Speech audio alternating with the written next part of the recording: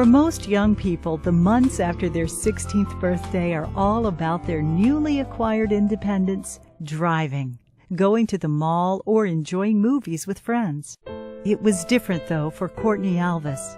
She would spend that time battling for her life against T-cell leukemia. Courtney has a type of leukemia called T-cell ALL, which is a little bit less common than the usual B-cell ALL that we see in our children. It occurs in around 15% of all leukemias and tends to be a little bit more aggressive than the usual B-cell leukemias. Courtney's journey began with what she thought would be a routine visit to the pediatrician. She had been having a hard time breathing and thought she had a chest cold. But after the exam, her doctor feared she had a much more serious condition. She was sent to Children's of Alabama for further testing. When they first told me I had cancer, I just asked them if they could cure it, and he said that they'll try their best.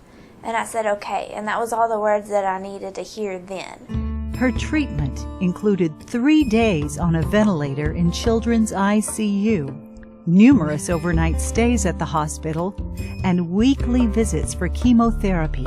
There were many side effects, both physical and emotional ones.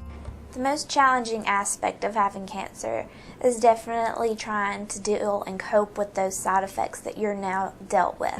Having to deal with the way that you look and the way that the medicines react to your body, and then reestablishing those old friendships that you once had. I kept wanting to be the old Courtney, and that old Courtney just isn't me anymore. Despite the challenges of cancer treatment, Courtney was determined to stay upbeat. Along the way, she became an inspiration to many. Courtney's very inspirational. She's very creative. She's so very loving. And she's so courageous. Having a strong support system like your family and these doctors and nurses, they're definitely special people. They were there with me through the hard times. They became my best friends. That special bond has resulted in a new journey for Courtney.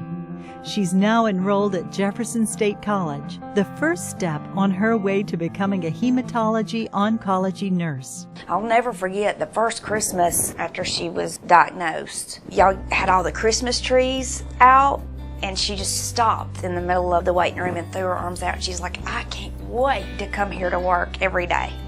Of course, me being a cancer patient has definitely inspired me to be a nurse. I love the way they are with the patients and the way they get to interact. And I want to be a hemonc nurse at Children's. That's the only place I want to work.